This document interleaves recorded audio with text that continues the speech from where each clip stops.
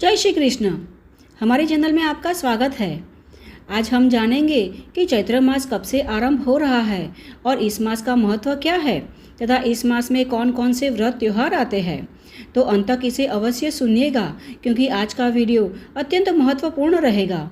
और हाँ, परम पावन चैत्र मास की कथाएं भी हम जल्द ही लेकर आ रहे हैं, तो इसे सुनने के लिए इस चैनल को सब्सक्राइब भी कर लीजिएगा, जिससे कि बिना किसी रुकावट के आप इस कथाओं का श्रवण कर सकें। तो चलिए आज के वीडियो का आरंभ करते हैं।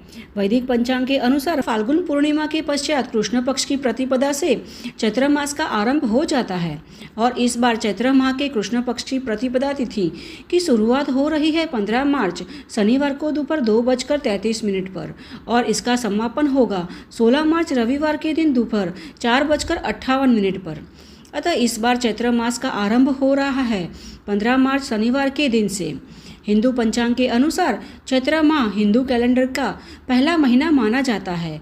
इसी महीने से भारतीय नव वर्ष आरंभ हो जाता है। हिंदू वर्ष का पहला मास होने के कारण चैत्र का अत्यधिक महत्व होता है। साथ ही इस माह में अनेक पर्व भी मनाए जाते हैं। चैत्र मास की पूर्णिमा चित्रा नक्षत्र में होती है, इस कारण इस माह का नाम चैत्र पड़ा। नारद पुराण में वर्णित है कि सृष्टि के रचयिता ब्रह्मा जी ने चैत्र माह की प्रतिपदा से ही सृष्टि की रचना का आरंभ किया था। साथ ही सतयुग का आरंभ भी चैत्र माह से शुरू होता है। हमारे वैदिक और पौराणिक ग्रंथों के अनुसार इसी महीने की प्रतिपदा को भगवान श्री हरि विष्णु ने अपने 10 अवतारों से पहला अवतार यानी मत्स्य अवतार धारण कर इस सृष्टि पर अवतरित हुए थे और जल प्रलय के बीच गिरे हुए मनु को सुरक्षित स्थल पर पहुंचाया, जिससे प्रलय के पश्चात नई सृष्टि का आरंभ हुआ। इसी पावन मास में चैत्र नवरात्रि, रंग पंचमी, पाप मोचिनी एकादशी, कामदा एकादशी, रामनवमी, हनुमान जयंती और गुड़ी पड़वा जैसे महत्वपूर्ण कई व्रत और त्योहार आते हैं।